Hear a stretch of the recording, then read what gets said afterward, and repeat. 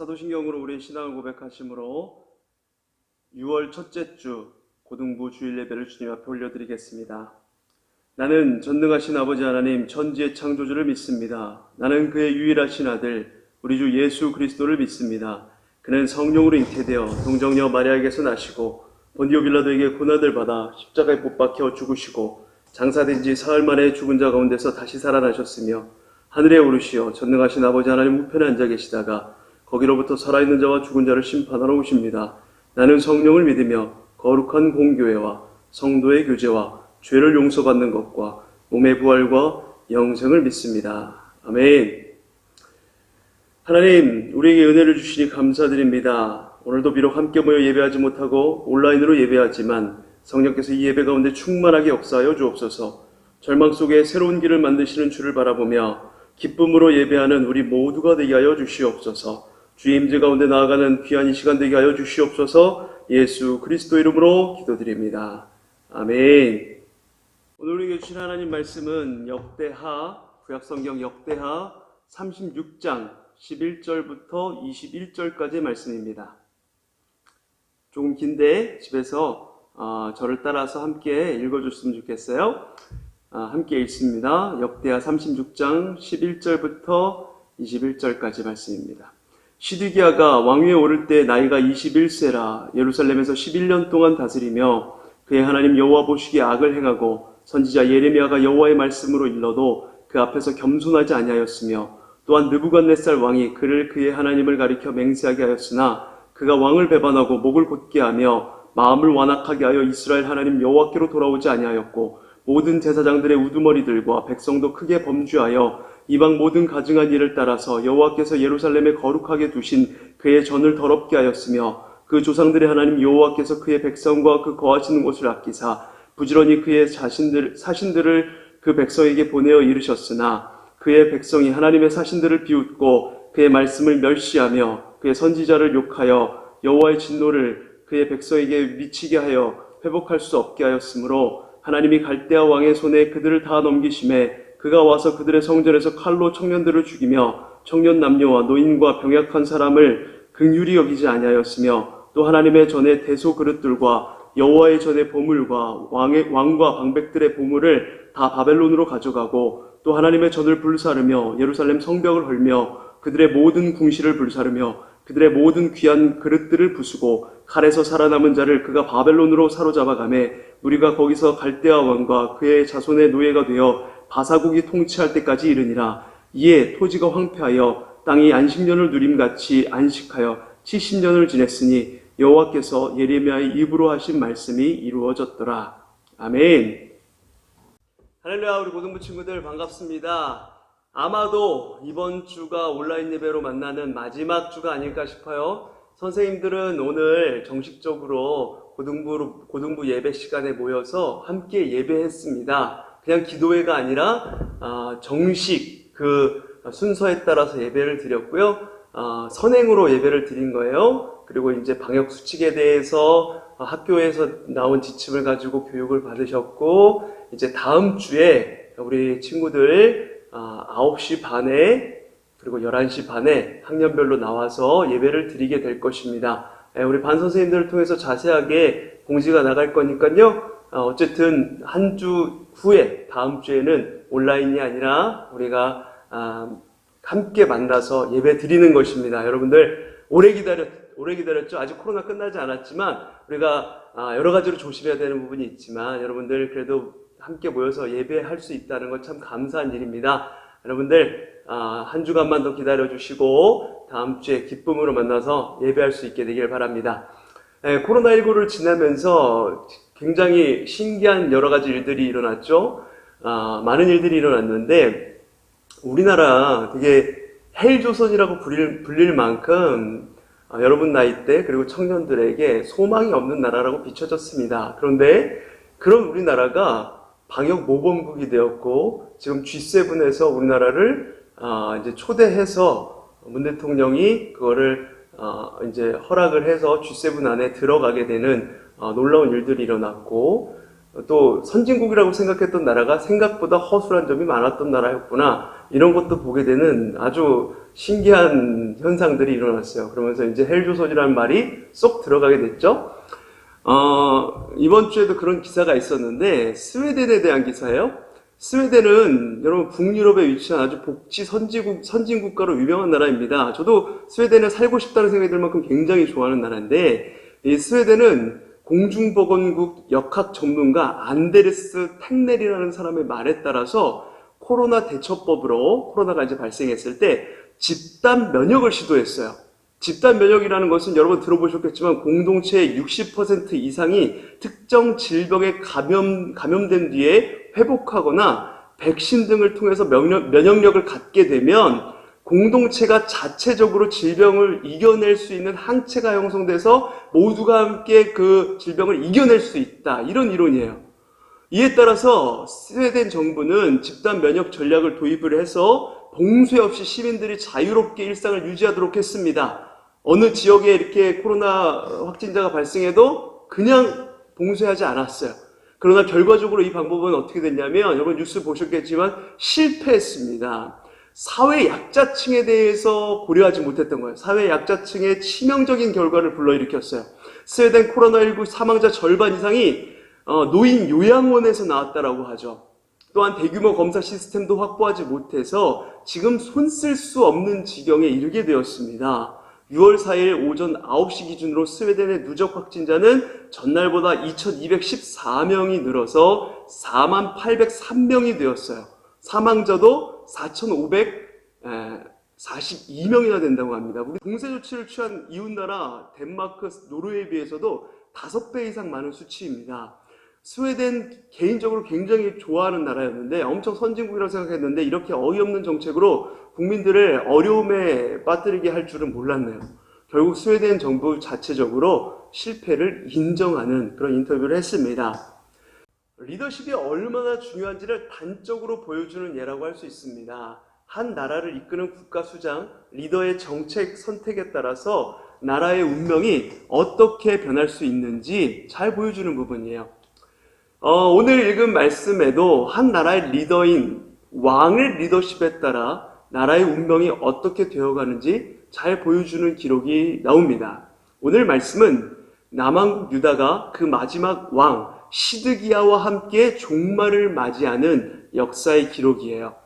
여러분 희망찬 메시지를 들었으면 좋겠지만 이 역대하의 마지막에 나오는 메시지는 한 나라가 하나님께서 선택하신 유다 왕국이 멸망하는 기록이에요. 그러나 그 멸망 속에서도 우리가 소망이 있고 또 배워야 할 점이 있습니다. 그래서 이 말씀을 보면서 한번 거기서 깨달았으면 좋겠는데, 북왕국 이스라엘은 이미 남왕국보다 먼저 135년 전에 아수르라는 강대국에 의해서 이미 멸망을 당한 상태였고, 시드기야라는 사람은 요시야 왕의 아들이에요. 남왕국 유다 16대 왕인 요시야 왕의 아들이에요. 이 요시야에 대해서 한번 살펴볼 텐데, 요시야는 남유다의 16대 왕인데 8살 때 왕으로 등극을 했어요. 열왕기하의 기록에 의하면 하나님 보시기에 정직하게 행한 왕이다. 이렇게 열왕기하 22장 2절에 기록을 하였고, 모세의 모든 율법을 따라 여호와께로 돌이킨 왕은 요시야 전에도 없었고 후에도 그와 같은 자가 없었더라. 이렇게 열왕기하 23장 25절에 기록될 만큼 이스라엘 역사의 역대급으로 훌륭한 왕, 역대급으로 하나님 보시기에 선한 왕이었습니다.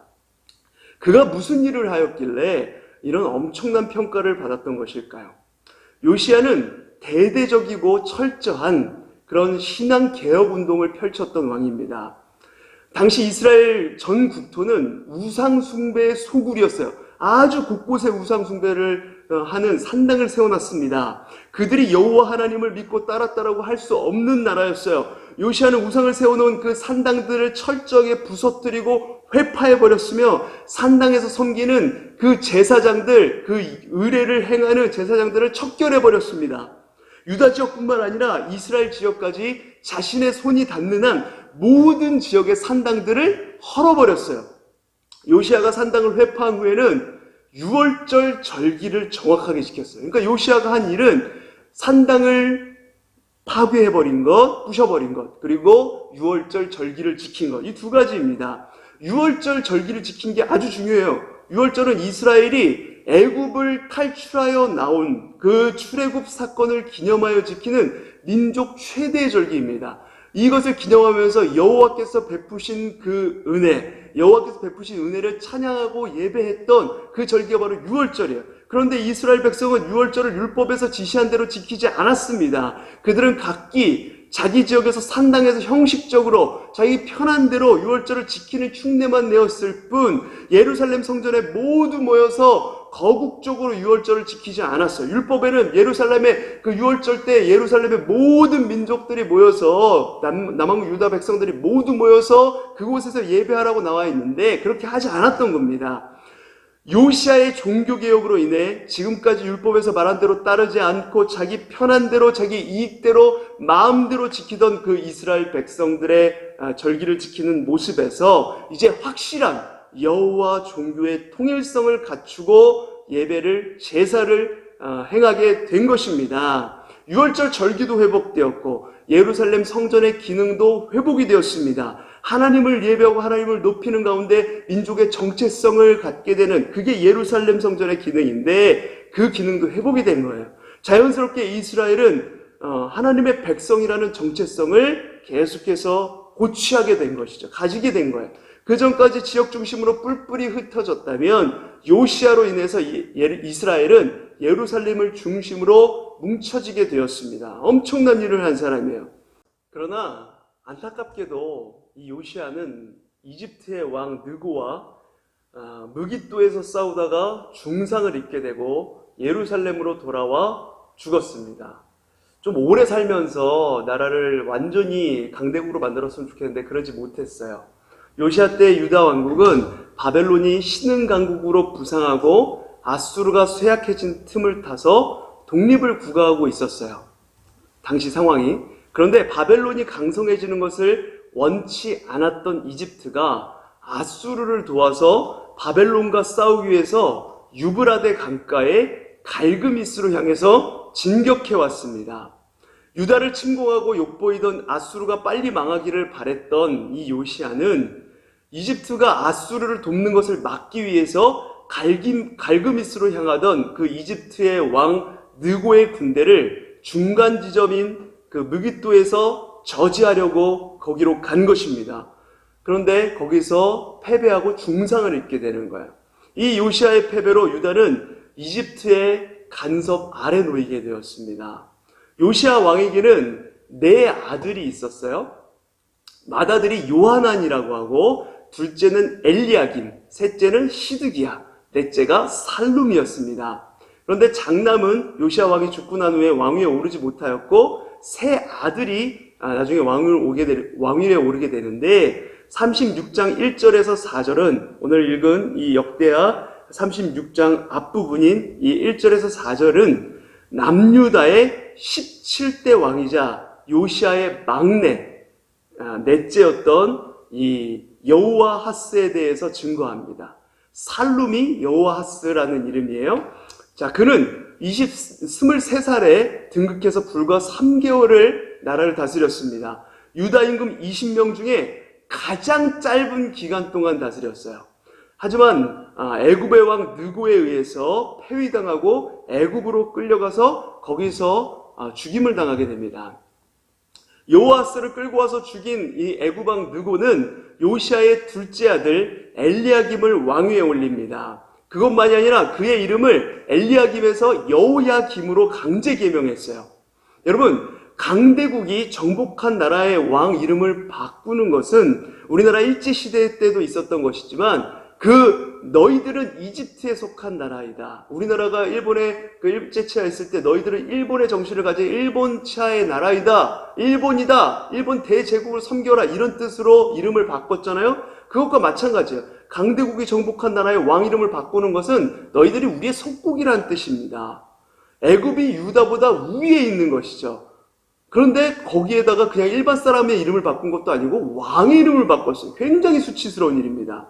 그렇게 수치를 당하고 왕에 올랐다면 당연히 자신의 무력함과 억울함을 하나님께 하소연하고 하나님을 붙잡아야 될 것 같은데 그의 삶에 대해서 5절 말씀이 이렇게 증거하고 있어요. 역대하 36장 5절 말씀에 여호야김이 왕위에 오를 때 나이가 25세라 예루살렘에서 11년 동안 다스리며 그의 하나님 여호와 보시기에 악을 행하였더라. 여호와 하나님 보시기에 악을 행하였더라. 그는 11년 동안 다스리면서도 하나님을 기억하지 않았고 여호와 보시기에 악을 행하였습니다. 하나님의 분노를 일으킬 만한 일만 했죠. 하나님을 외면했던 이 여호야김은 그 역시 하나님께 외면당하고 말았어요. 그는 애굽을 누르고 중동의 새로운 실력자가 된 바벨론의 느부갓네살에 의해 포로가 되었습니다. 이제 바벨론이 막 떠오르고 바벨론이 강대국이 되었는데 그 바벨론의 왕 느부갓네살에 의해서 포로가 됩니다. 그리고 19대 왕인 여호야긴이 등극했어요. 여호야긴 이름이 비슷하죠?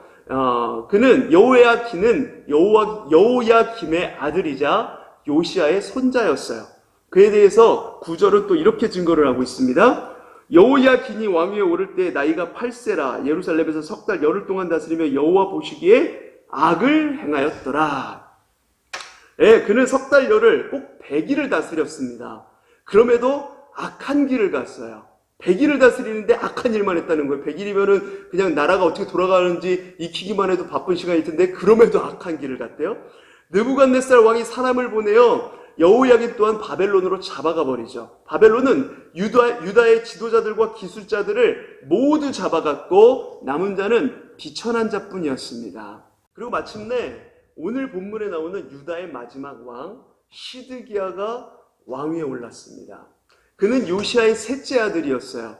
그의 아버지가 여호와 보시기에 선한 왕, 역대급으로 선한 왕이었음에도 그 아들인 시드기야에 대해서 12절 말씀, 오늘 본문 12절 말씀은 이렇게 증거하고 있죠. 그의 하나님 여호와 보시기에 악을 행하고 선지자 예레미야가 여호와의 말씀으로 일러도 그 앞에서 겸손하지 아니하였으며, 예, 하나님께서는 그가 하나님을 의뢰하게 하기 위해서 예레미야 선지자, 우리가 지난 2주간 보았던 그 예레미야입니다. 이 예레미야를 붙여주셔서 말씀을 들려주셨어요.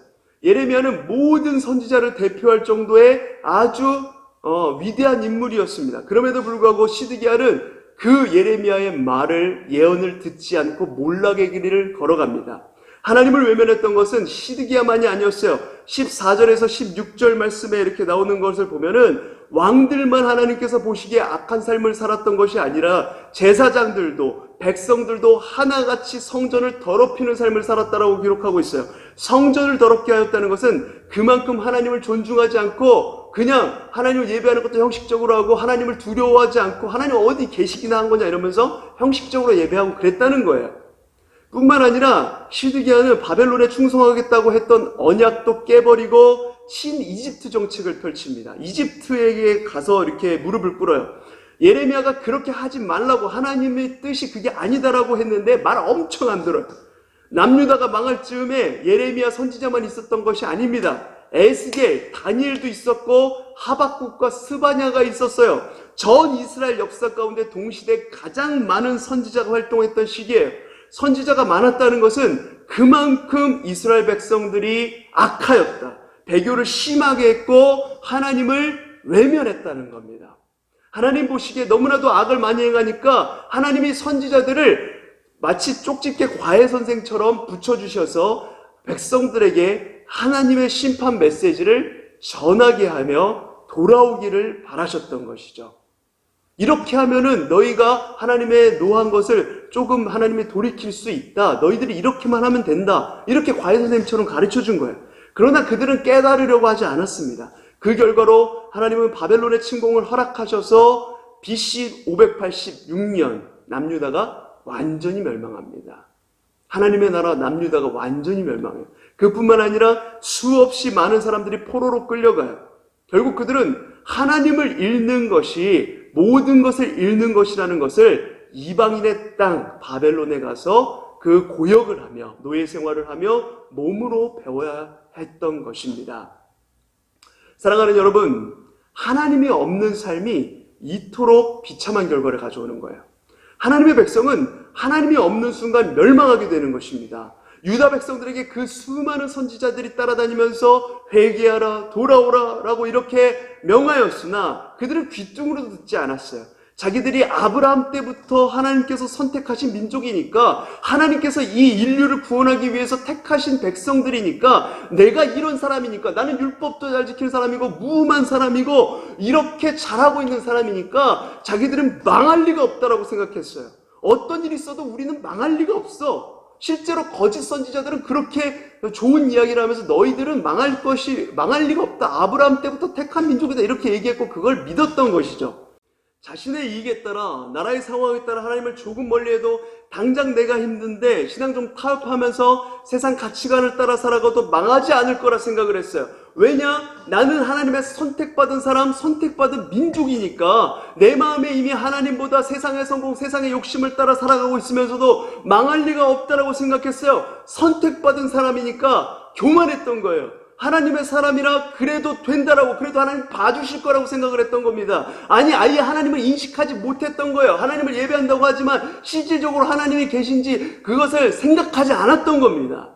그러나 어떻게 됩니까? 그들이 유다 왕국이 멸망하게 됩니다. 그들의 생각과 달리 유다 왕국은 멸망을 해요.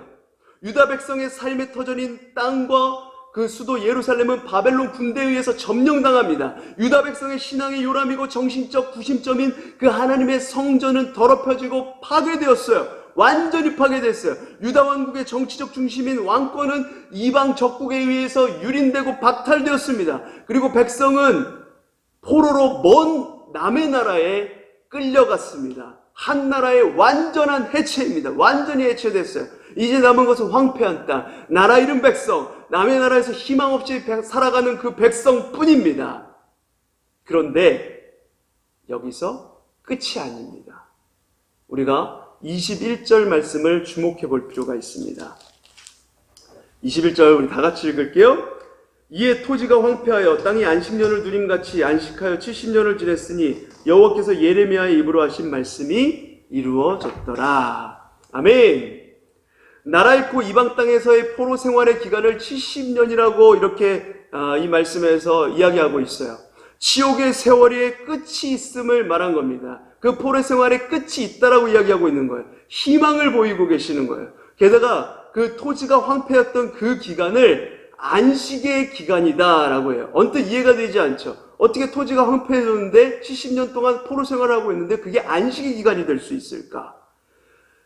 재기를 위한 준비의 기간으로 하나님이 보고 계시는 것입니다. 이스라엘 백성들이 다시 일어날 그때를 준비하는 기간. 하나님의 택하신 백성에게 가능성이 아직 남아있음을 암시하고 있는 거예요. 그 남은 희망은 어디에 있을까요? 그 희망은 다른 데 있지 않습니다. 오직 여호와 하나님께 있는 것입니다. 하나님을 멸망당한 상황에서도 하나님의 일을 끝까지 이루어 가시는 분이세요. 아브라함부터 시작해서 이스라엘을 통해 구원의 역사를 이루어 가신다고 하신 그 언약의 하나님은 그 언약에 신실하신 분이세요. 남유다 백성들이 끝없이 하나님을 떠나고 하나님을 멀리하고 우상숭배하였어도 영적으로 완전히 하나님과 단절된 상태에 있더라도 하나님의 역사는 끝까지 이루어 가시는 분이십니다. 그게 바로 하나님의 신실하심이세요. 70년의 포로 기간 동안 가나안 땅은 안식을 누립니다. 약속의 백성들이 살만한 땅으로 기경되어 가는 겁니다. 나중에 살만한 땅으로, 황폐했던 땅에 안식을 누리며 새로워져 가는 거예요. 그와 동시에 70년의 기간은 유다 백성에게 영적으로도 회복되는 기간이었습니다. 하나님은요 지금 포로된 그 상황을 단번에 되돌려 놓으실 수도 있는 분이세요. 단번에 되돌리셔서 다시금 유다 백성들이 나라를 되찾고 평화를 누리며 그렇게 살아가게 할 수 있으신 분이신데 70년의 기간을 주십니다. 이 70년의 기간을 주시는 이유가 무엇일까요? 나라 잃고 바벨론에서 포로 생활을 하면서 결국에 누구를 의지하게 되겠습니까? 오직 하나님만 의지하게 돼 있어요. 하나님을 의지하고 하나님을 찾고 부르짖게 되겠죠. 원래 절박한 순간, 힘든 순간이 다가오면 하나님을 찾게 되는 게 우리의 마음이잖아요. 그러니까 하나님을 찾게 됩니다. 절박하게 하나님만 바라볼 것입니다.